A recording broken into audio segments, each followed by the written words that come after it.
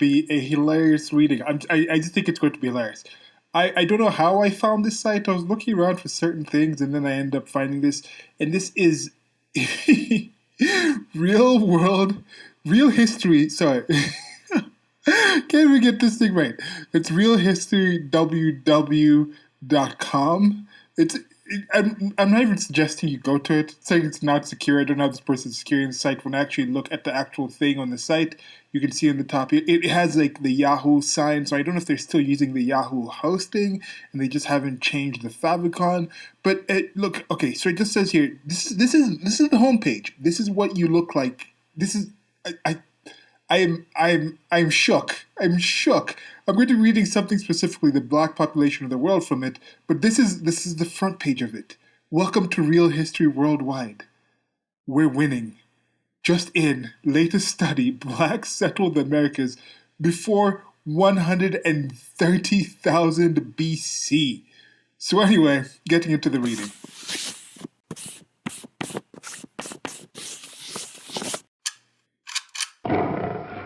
There's different parts here: ancient Kemet, modern Egypt, all the way to ancient Indus Valley, Harappa, Mohenjo-daro, modern India and Pakistan. So they're talking about different ones. Let's just read some of the start here, and then I'll get into the main reading.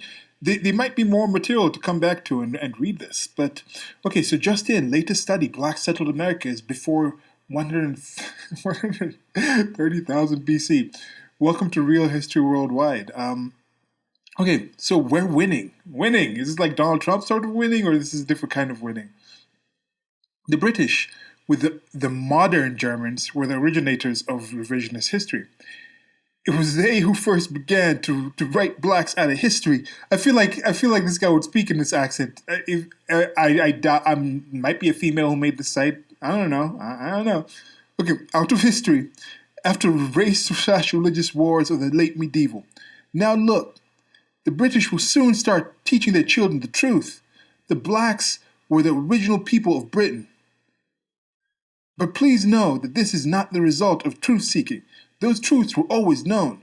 Rather, this is them succumbing to the pressure of sources like Real History, WW, and others, who publish the truth. The truth causes people to ask uncomfortable questions of authority. Accordingly, we call upon students and truth seekers everywhere to keep the pressure up. Demand the truth. It works. So click here for news stories. I shall not. So Real History WW is being access blocked. Dear friends, every year, millions of you visit this site for truth about what happened in the past. Not surprisingly, white media and the people they represent, the fabricators of a false racist history, have come to see Real History WW as a threat to their status quo. Accordingly, some internet providers have started to block access to the site. Please see the linked list of those currently blocking access to the site, and at the same time blocking your access to the truth. Well, maybe if your site was not secure, get an SSL certificate, and then maybe people will have more access to it. Like, what are you talking about? All logical conclusions and assertions contained herein have been arrived at by practical application of the scientific method. I have a separate video on the scientific method you should check out because I don't think they're actually talking about this. Often we use scientific studies published in PubMed of the U.S. National Library of Medicine, National Institutes of Health, to support our logical conclusions and assertions. Why is that in quotation marks? Is that some kind of like trademarked or copyrighted thing that you have here? Or is this like some book? I don't know. An explanation of the scientific method is in our manifesto page. I think I shall come back and read that manifesto page. But for now, as we said, I scroll through this. There's going to be a lot of content. This is going to be an excellent source for just the lulz. Oh man. Oh no. Oh no, look at this one. We got these niggas believing they're Africans. Now we control their land and their whole livelihood. Change their identity was the best thing we've ever done. These actually let us educate their children. Why don't you educate your children yourself? Dumbass niggas. Charles Darwin was a genius. These Negroes think they only exist in one continent. Who thinks that? You're writing this from a continent that... What does this mean? Oh, We found this cartoon. It's not a cartoon, it's a meme. Who's calling memes cartoons? A cartoon can be a meme, but memes are not all cartoons. This is clearly a meme. Ah, we found this cartoon on Google Plus blog of someone calling himself Johnny Aborigine. They say that a picture is worth 1,000 words, so we need say nothing more. Not totally accurate, but a step forward in awareness. Oh, so you need to say nothing more except what you already wrote, plus saying it's not totally accurate, but a step towards awareness. No, so I don't like how people just say these things. I need to. Ah, this is going to be a tough read. I'm feeling this is going to be a tough read. Of course, there was and is Black Paleo Americans, Black Europeans, and Africans. I've mentioned before that Black is seemingly a term that is specific to the United States of America, and I think they might want to switch this with Negroes, because I think Negro is more overreaching, talking about the actual genetics of the people. Black has more cultural aspects with language, belief systems, practices, foods, cuisines. Even white, I say, comes from that place. So you can have Caucasoid, you can have all these other ones, like actually the racial things. But if you've been following my channel, you know this is a common thing. But I like pointing that out. And I imagine that these people on this site will be going back and forth between saying Black and Negro. They'll be using those things interchangeably. And we got these niggas believing they're Africans. Some of them are literally Africans because Africa is a continent and you can have citizenship of the various countries in that continent. And then if that country is part of the African continent, then you are an African. Elon Musk is an African American. I currently am an African because I am a citizen of Kenya, which is a country in Africa. You might consider me a nigga. I don't really consider myself a nigga. I'm not your nigga in like that friendly sense, but whatever that whole thing is, I know it's a meme. It's not the meme whisperer series. Let's just get to the actual reading. It doesn't seem like it's going to be short. There's a lot of laws in here. I might have to jump around. This is a long thing to read. Okay, maybe some of the things. Let me just start reading this because when I first found this, I think that's what I was trying to do. I was trying to find out how many Black people there are in the world, how many Black people there are in the United States of America, then how many Negroes there are in just the world in general. That's like African people, like Negroid. Now we're talking about sub-Saharan Africans, like the dark skin type people. That's what I'm trying to talk about. So I was trying to do that because I have a separate thing. Part of a short here, I was talking about how a disproportionate amount of Black people in the United States of America are actually getting access to COVID tests. You look at the actual population of Africans, Negroes. Let's just use Black. Maybe I should just use Black in that sense, where when I'm saying Black here, I'm just going to be talking about that. I don't know. I don't know if people get into this. Well, anyway, so I was pretty much saying, you know how they talk about how there's a disproportionate representation of white people in positions of power or having access to certain resources in the United States of America compared to the general population of America, then I say in something like this, there's a disproportionate number of Black Americans getting access to COVID tests compared to the actual number of Negroes, Black people in the world. Like the entire continent of Africa has about 1 billion, but the 40 million or so in in the United States of America have probably had more COVID tests than anyone else. So should those 40 million be like, okay, because we want equality, we're going to stop taking tests and send our tests to Africa so more of the Black people, the Negroes, our Black population in the world can have a more equitable distribution of these drugs, of these tests, these life-saving tests? Or are they going to say, no, these are for us because we're Americans, because we live here? I bet they would say, keep it for them. Anyway, so that's how I found this, because I was looking at different places. And so let's just get to this. So this is a specific subject page dealing exclusively with or primarily with the subject in the title. Because of need, there are many such pages at RHWW, usually but not always linked to primary pages. For those in a hurry, they enable a quick summary of many important subjects. The menu for these pages is here. Click. Oh man, this is a trove. And so you can see as the site is fully it the yellow background, the colors of the fonts, the fully justified to the edge of the page type of thing. As oh man, okay. Unfortunately, there are still Negroes in the world so simple-minded. You see, that's what I'm saying, black to Negro. Unfortunately, there are still Negroes in the world so simple-minded they truly believe that the same albino people who enslaved them and murdered them and taught them that they were only just slaves can then, on the other hand, be trusted to tell them the true numbers in population and, in fact, their true power. Stockholm Syndrome comes to mind. It's funny how they're talking about, okay, first of all, the albino thing here. What I'm thinking with this is something that I was thinking in the past, just random musings that I had. The whole out of Africa thing. If humans started occurring in Africa, then you have some people with albinism. Even looking at the way some African countries and people treat albinos, there's still some places where albinos literally get killed to be eaten because they're considered to have some kind of special, like, magical powers, because these people are just ignorant between. So they're talking about these simple-minded. Yes, there's still some very simple-minded people in the world, including Africans. But they do that. So I was thinking in the past, it might have been something where they just like, okay, these people who are albinos, we're going to kick them out of our cultures for whatever reason or for whatever societies. Or in the inverse, they could have something where albinos were special and then they were treated in a special way and bred with other albinos, or they were kicked out, and whatever. Whichever actual strain of albinism was there in the genetics would lead to a higher number of those people actually having, because it is a genetic aspect of it. So they're self-selecting in actual breeding. And that could have eventually ended up with like people who are lighter skinned or just white people in general. Like, there's albinos from all different kinds of genetics.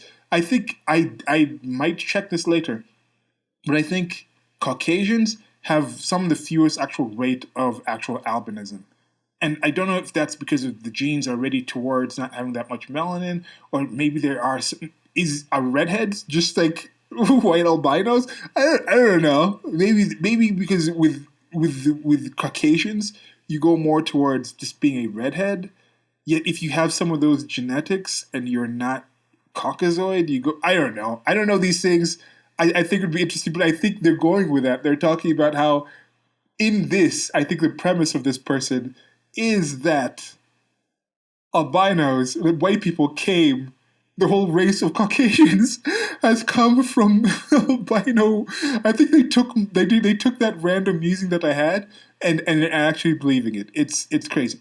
It's maybe not crazy. It's just it's crazy laws. And Stockholm Syndrome. Using Stockholm Syndrome, that is again something that was based in. Why are they writing this in English if it's so negative what the white people do? Okay, as a reminder, in the election 2016 page, I really want to read that page now. By carefully analyzing numbers from 2008, 2012, and 2016 United States presidential elections, we discovered that this albino propaganda was a lie. The Demography of the United States of America from Wikipedia, the Free Encyclopedia. Race and ethnicity. Non-Hispanic white, 196, 196,817, what? What is it? 63 point, wait, what? Non-Hispanic white. So they're talking about in the United States of America, sorry. 196 million, which is 63.7%. Non-Hispanic black, 37.6 million, which is 12.2%. Non-Hispanic Asian, 14.4 million, which is 4.7%. Non-Hispanic American or Native Alaskan Native is 2.2 million, which is 0.7%. Non-Hispanic Native Hawaiian or other Pacific Islander, that's 481,000, which is 0.2%. Non-Hispanic and other or some other race, it's a 604,000, which is 0.2%. Non-Hispanic, two or more races, which is 5.9 million, which is 1.9%. Hispanic or Latino is 50.4 million, which is 16.3%. And this is one thing that it seems in the United States of America, I guess it fluctuates where people go back and forth between the realization that black people aren't even the biggest minority group in the United States of America. And then, okay, so the data derived from these three elections indicate that the black population in the United States is approximately 75 to 80 million. Wait, what? Far more than the 37.6 million the albinos tell blacks. Wait, what? What? What? Okay, black, non-Hispanic, Asian. Wait, what? What? I said that this is not going to be a tough read because it's a lot, but just because it's going to be so much of me just going, the fuck is going on? Like, did I read this right? Okay, far more than 37.6 million the albinos tell blacks. The albinos, are they going to keep calling white people albinos in this whole thing? That's great.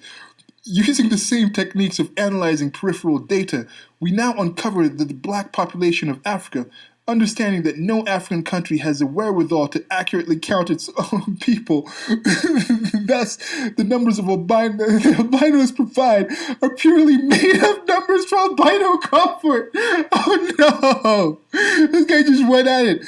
No, seriously. I know there's crazy levels of corruption and things like that in Africa, and I have this separate thing where a Zimbabwean politician just came out and was like, when the white people left, the colonials, when they left, they just leave. When the Zimbabweans kicked them out and started taking land from them and everything like that, even post-colonialism, there was actual racial persecution. They were literally going out, and similar things are going on in South Africa. But this one politician came out and just said, paraphrasing, like the white people did not teach us how to run a country, how to run an economy, and that's why things are crumbling. And this person, who probably is black, Negro, agrees. And there are also some people who have talked about how you look at certain countries that had, there's different results in different countries that had longer times of colonialism, depending on the country that was there with colonial, the effect and the actual influences and the relations. So with colonialism, it's a give or take. Just like with human history, we've done really crappy things in the past, but we're still here. We're still doing better. And that's because, in general, most of the things have been positive. There have been some situations where it's mostly negative in that area, and those people just died off and it ended, and that's unfortunate for them. But in general, there's this thing our football coach used to have us say when we were about to do some really harsh stuff. If it doesn't kill you, it makes you stronger. That isn't something that is 100% true, but in many cases, people get stronger through some of the strife that was there. I think there are a lot of things like in African American communities, in the black communities in the United States of America, that has made them and selected for a different kind of mentality and people than many of the African countries because of the struggle that they went through with the Atlantic slave trade, the descendants of slaves. There's something in that changes the people and changes the situations that you're in. Now you look at certain cultures in certain places where the colonials were here in Africa, the tribes and people that were actually living directly close to the colonials could have had different challenges to adjust them to different things, to teach them certain things, to lose certain other things that might have been negative, versus the tribes that didn't have any contact, that were out in the countryside and things like that, that didn't really have direct contact with the colonizers. They might have not had as much access to the newer technologies and things like that, new forms of farming, new forms of medicine, found ways to actually let go of certain practices that were more backward, more simple-minded, as this person said, and they caught on to that. So when those tribes that were closer to the colonials eventually fought and won, they were around the actual levers of power and control, and you still see that where some of them, like here in Kenya, the Kikuyu tribe was the main one that was around Central Africa in the Nairobi area that was dealing with the colonials, and they also have the highest population, but they still have a lot of control, political power, and things like that. So anyway, back to this reading. What is he talking about? The 75 to 80 million. I might have to break this up to several parts. I'll see how this is going, but this might need to be broken up into several parts because I there's a lot of meat in this. Okay, so he's talking about 75 to 80 million. Where is he getting that? Because non-Hispanic white, and why are all of these non-Hispanic black? Okay, so is he maybe because he's considering the black Hispanics, non-Hispanic too much rate, non-Hispanic, Hispanic, Latino 16%. Is he throwing in somehow the Hispanic black people into the non-Hispanic black to come up with the 75 to 80 million? What's going on here? Or is everything else, is it either white or black? Are they just looking at the kind of, it's like a black or white thing? Is that what they're saying? And the whole thing with Barack Obama as a black president because he's half, so they're talking about, I think they would be throwing in these other race things. I don't know where he's getting that number. Maybe they'll indicate it later. Okay, so here from Wikipedia, Wikipedia Asia. I think when it's just with the Wikipedia stuff, I'll just skim over it. Asia is the largest and most populous continent, located primarily in the eastern and northern hemispheres, and sharing the continental landmass of Eurasia with the continent of Europe, and shares continental landmass with Afro-Eurasia, and Asia covers, so it's Asia notable for large size. So they're not talking about anything there. I don't know why they're including this. Why is that there? They're not talking about any black population in there, are they? What? This is all kinds of weird. One more thing. So here, I think one thing that's key here I wanted to point out is the actual population density. As you can see, it's a lot higher in, the highest one is in Asia, which is 225 people per square mile.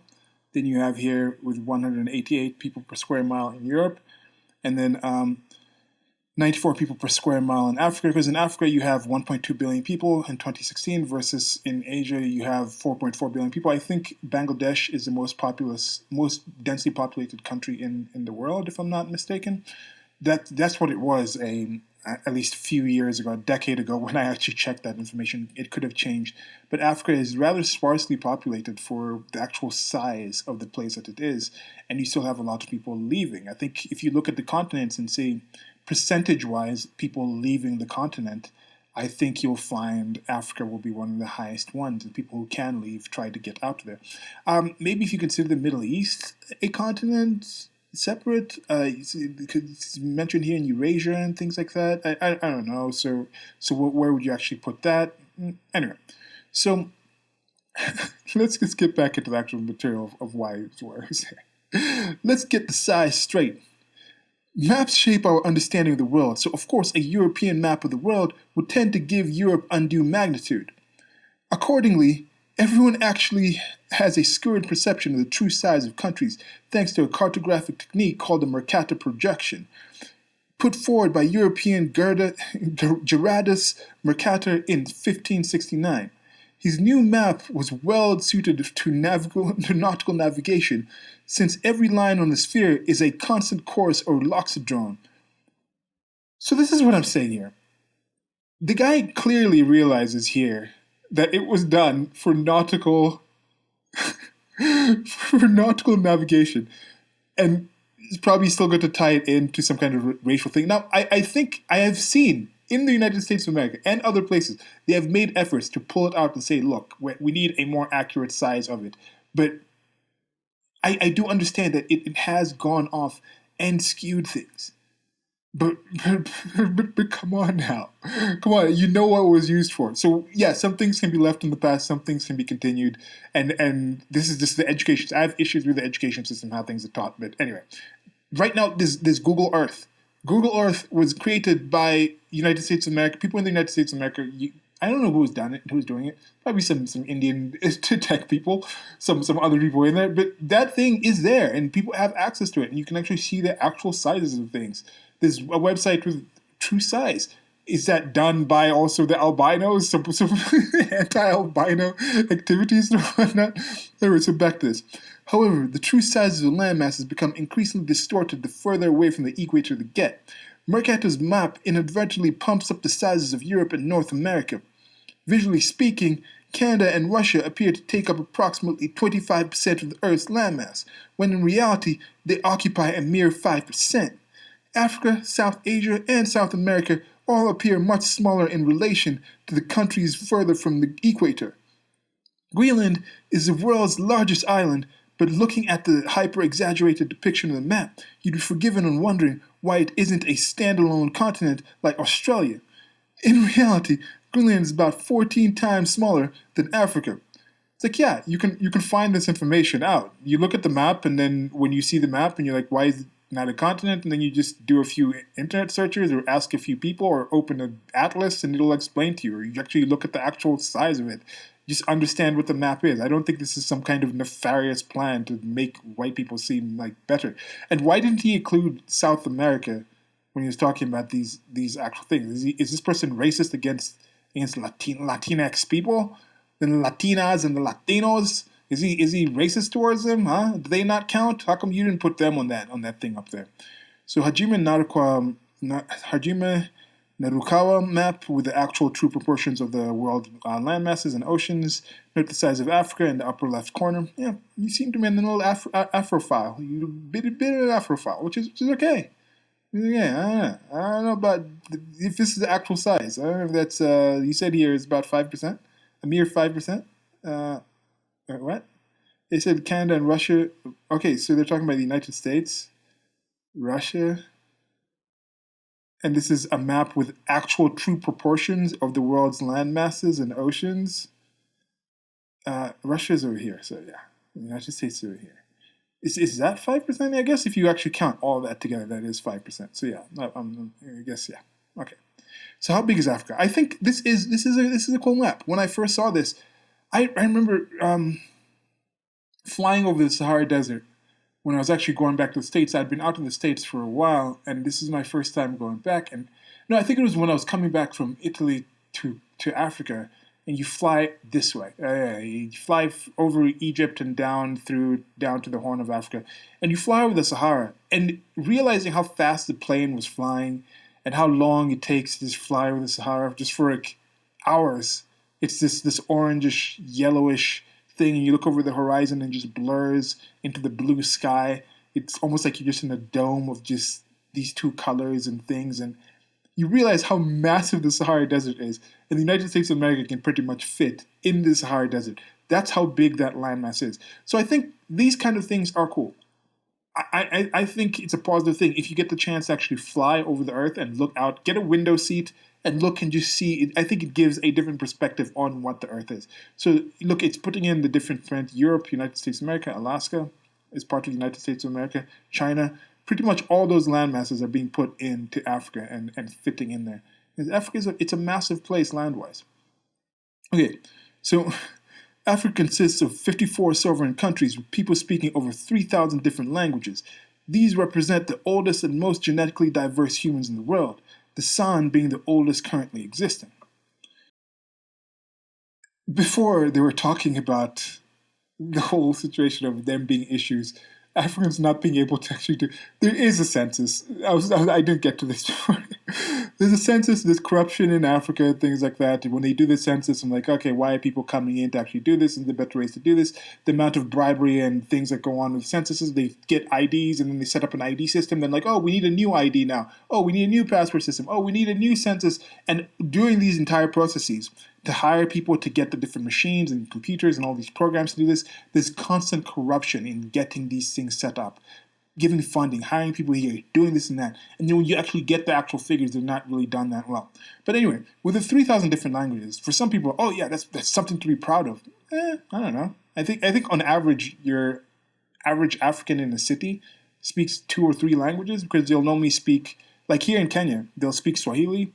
They'll speak some English probably pretty well if you're living in the city on average, and they'll speak the tribal tongue.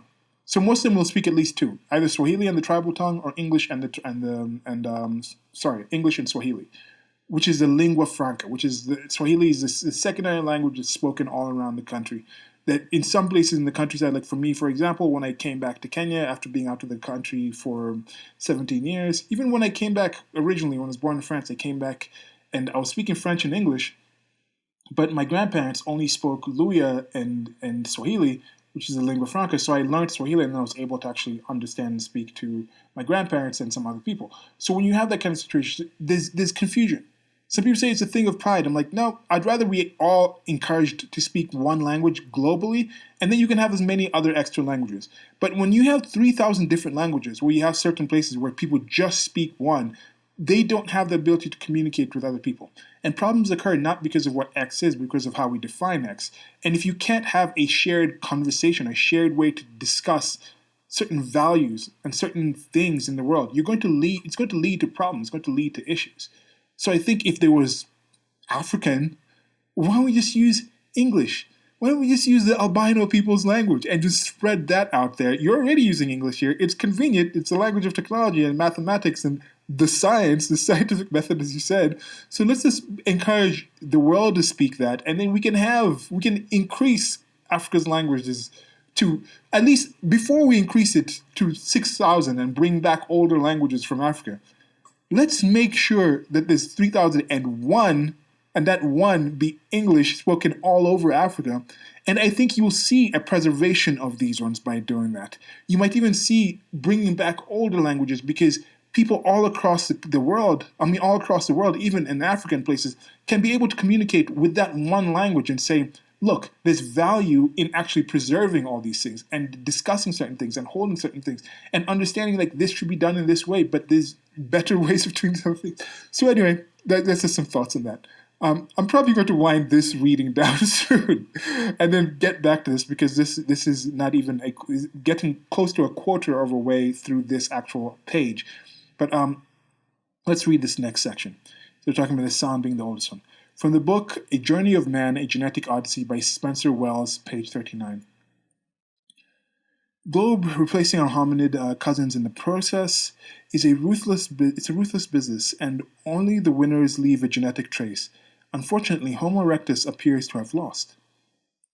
As we'll see, other genetic data corroborates the mitochondrial results, placing the root of the human tree, our most recent common ancestors in Africa, within the past few thousand years. Consistent with these results, all of the genetic data shows the greatest number of polymorphisms in Africa. There is simply far more variation in the continent than anywhere else. You are more likely to sample extremely divergent genetic lineages within a single African village than you are in the whole rest of the world. The majority of genetic polymorphisms found in our species are found uniquely in Africans, Europeans, Asians, and Native Americans are found uniquely in Africans. Europeans, Asians, and Native Americans carry only a small sample of the extraordinary diversity that can be found in an African village. Okay, so I don't know what the date this was, but I think this is something that still stands kind of true, and this is in part due to different things, including the sparsely populated nature of Africa, the geography that changed different places that resulted in certain people and tribes being landlocked in certain areas, not moving around. So there's all these different things to explain why that happened. And I don't know how much new information has changed to this. I don't know how much this individual, Spencer Wells, knew about the Neanderthal intermingling? No, that's not the term. There was Neanderthals reproducing with the Homo erectus Homo erectus that were in Europe.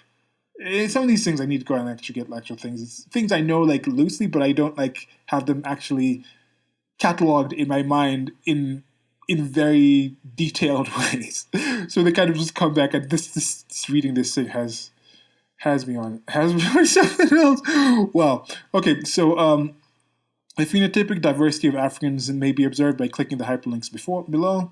You can see a real history. This is all stuff from real history. Like I'm saying, I might need to come back to this site and actually just read some of these things, because some of the things, part of my fascination with this, part of why I'm reading this, is to show that there is a lot of talk of white supremacy, white racism. Imagine if this was turned around and just being like all about white people. And there are people who do this. There are people who go to certain locations and read things about their race and get that pride, that racial pride, and we are the supreme, we are the ones who run this, and feel they have to big up their entire collective in that sense. But this is something that's done by all sorts of people. It's not something that is race specific. So I'm wondering with this, you can get this information. The information is the information, but the way you define that information is what's going to change the actual situation. Information is info. Some of these things they're presenting are completely it's just literal just information they're presenting. What is the context? You're going to give me something, page 39, an excerpt from this entire book that this person themselves could have later on in the book said things to counter this. There could be a lot more information now that has already countered some of these things. But anyway, so questions. How can it be that Africa, a teeming with people landmass bigger than China, Europe, and the United States all put together, would only have 22% of their combined population? We already talked about that before. Thinking about the Sahara, don't they all have large deserts? Besides, people live in the Sahara. Yes, people live in the desert, but it's like one person for every 100 square miles. Like, what are you talking about here? Not 100 square miles, but come on, it's like one person a mile. You can't just live in the desert. You can't support human life in a desert. Oh man, clearly this is another albino lie. Let's see if we can divine a truer population of Africa using related data. Oh man. Okay, I think this is going to be the last section that I go through here. I just want to see what they kind of go through, and then I'll come back. I think I'll come back with another part of this. First, we'll use the concept of proportionality. Population density per square mile of countries. Density population area. China is 1.3 billion people per 3.6 million square miles. This is 373. United States is 2. I can't believe they're actually doing this. They're actually just going to throw out, just forget about the desert. People live in the desert. People live in the Sahara. They're just going to throw that out. They're not going to talk about there's also deserts. So if you're saying you're throwing that out,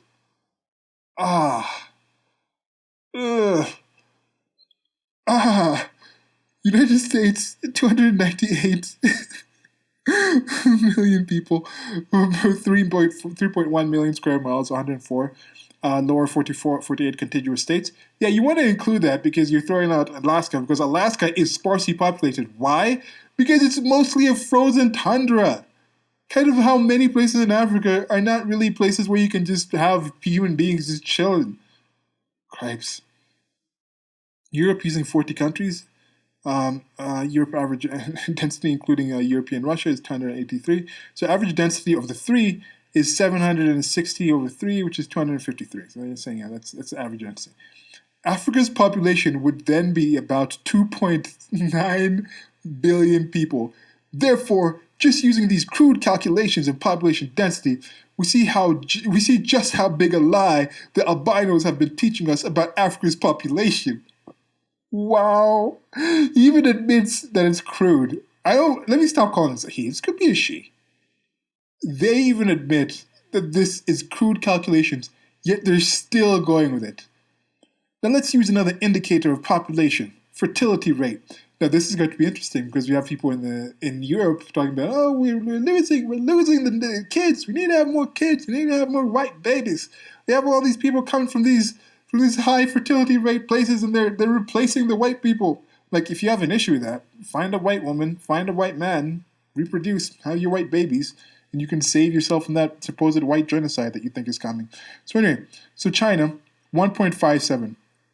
In 1950, before government intervention, the fertility rate was 6. That is absurd. That whole one-child policy in China is really just garbage. That entire it's messed up. That's one of the things that I don't think is necessarily going to be as understood. It's going to be something we'll look back from in the past and in the future, and just be like, wow, I can't believe that went on for so long. And I just saw something about it was like ADV China podcast. It's a really cool podcast. So this guy Spetsnaz and this guy Lali. There were people that lived. It was a South African who lived in China for a while, married a Chinese woman. Then they've left since things got a lot worse there for him and for foreigners. Then Lowy was an American. He was living there. Then he left after he started getting. He was threatened. There was a threat to his well-being, and he had to sneak out. And they just talked about these things. They have a really good channels. When they were talking about some information about how some people still just went against that one-child policy, but you had to have a license to have a kid. So you have a certain percentage of people, maybe even a million, when you have a population as big as China's, who were born but were not registered to be born. So right now they don't have any identification, they don't have any IDs, they can't get certain licenses, they can't get certain jobs. They're just these lost people. It's an odd situation. The things that happen in China, it's such a strange place. Okay, so India fertility rate was 2.4 in 1950 before the government intervention. The fertility rate in India was 5.9. So I guess they had something else too there. United States is 1.84. Europe is 1.6. Japan is 1.46. And then here you can say, note that Africa by far has the highest fertility rates, which is going around like here in areas between 3.4 and 6.7 is the highest place there. 7.8, I don't know. You see, when you talk about the Middle East here, they're talking about 2.3, but then you have some places where they have like the polygamy. And you see, the thing is, you have the polygamy and you have things like that with bigger families. But in some of these places, you might look at a certain family. Someone in Europe might look at a certain family who has come there from somewhere like the Middle East or from a certain country and be like, wow, I can't believe these people have such a high actual fertility rate.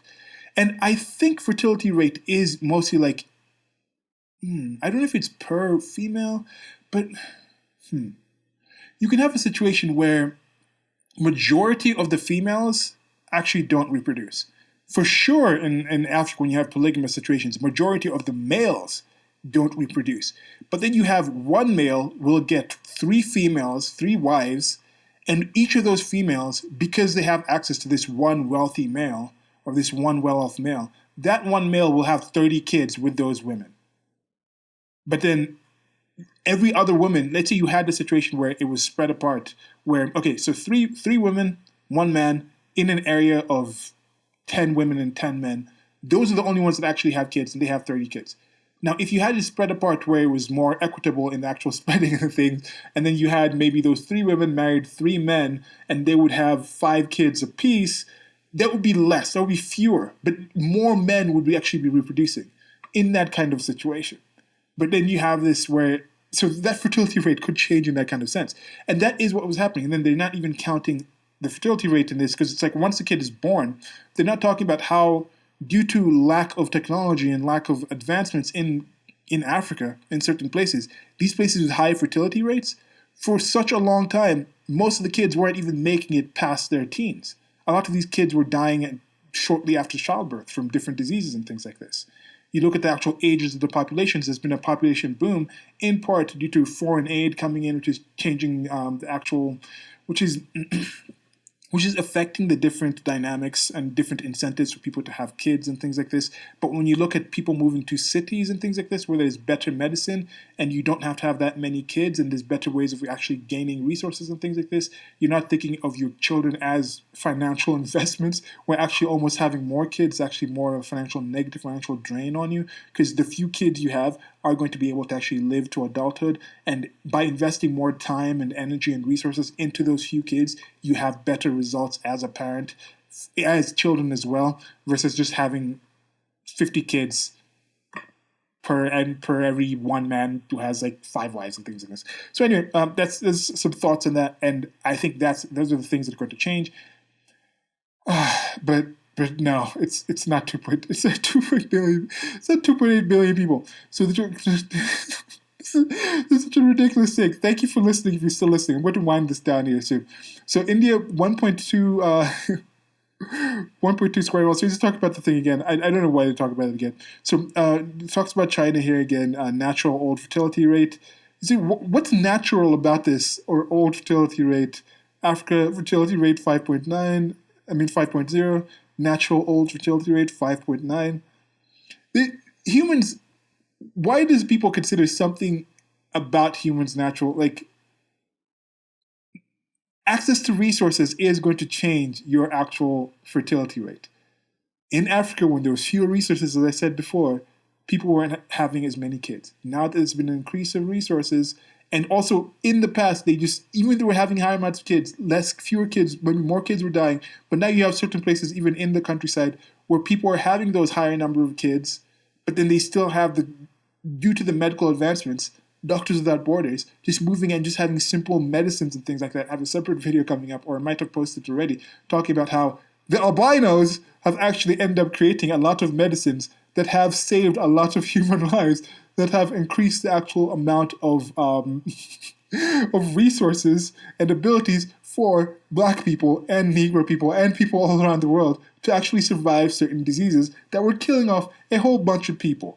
So with that, it's going to change. So why are they using the current supposed natural fertility rate of Africa and going and comparing it with the pre-governmental involvement of India and China, yet they're not talking about the governmental, international, worldwide governmental involvement in changing the fertility rate of Africa? I don't know.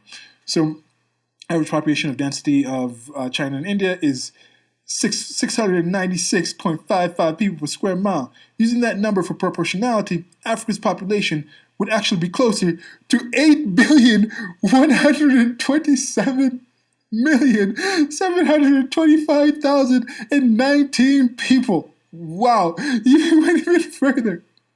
Without settling on any particular number, we can see one thing clearly.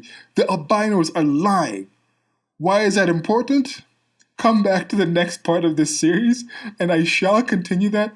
This has been a great read. I appreciate you taking your time to read this and listen, and I'll try to be better with the next reading. I really didn't know what to expect with this when I actually skimmed it to begin with, and this is a juicy source. It might be a multi-part thing, but what do you think lies behind somebody thinking this? What are the things that would have to exist in the world for somebody to actually think that somehow there is between 8 billion people in Africa, more people in Africa than there reportedly is in the world right now? This person thinks that it should be around that, or between that and 2.9, which is 3 times more than what is actually reported. Because Africans just can't count? And white people albinos are somehow so powerful that they can just prevent people from counting? There's no other ways to say, like, isn't there resources in the actual land you could see? Wouldn't you be able to fly over certain areas and just see a lot of population? Wouldn't you be able to just go and be like, look, these things are being moved to this place and it's being actually produced, used at this amount. This amount of electricity is going to these. I mean, there's other ways to count how many people, you can estimate how many actual people are in a place doing a certain thing. Like, I just don't understand this. Has this person been to Africa? If they thought this was real, I guess as mentioned on the cover, they're talking about this is such true information and it's being fought and it's being battled against and it's being blocked. I don't know. I tried. It's hard for me to empathize and realize what is the impetus? What is fueling someone thinking this? If all of a sudden they found out that yes, there are 8 billion Black people, as they call them, in Africa, and are they counting Middle Easterners as Black, North Africans? I don't know. I don't know what's going on here, and I guess we'll find out more in the next part. Maybe they'll elucidate more into actually why they're actually doing this. Why is it important? But what do you think? If you want, you can go check out the site. As I said, it's not secure. I'm going to close this page right now because I don't want a non-secure site to just stay open on my page. I just try to avoid these things. But I will come back to try to see if they explain why it's important to them. And till next time, I appreciate you taking your time to listen.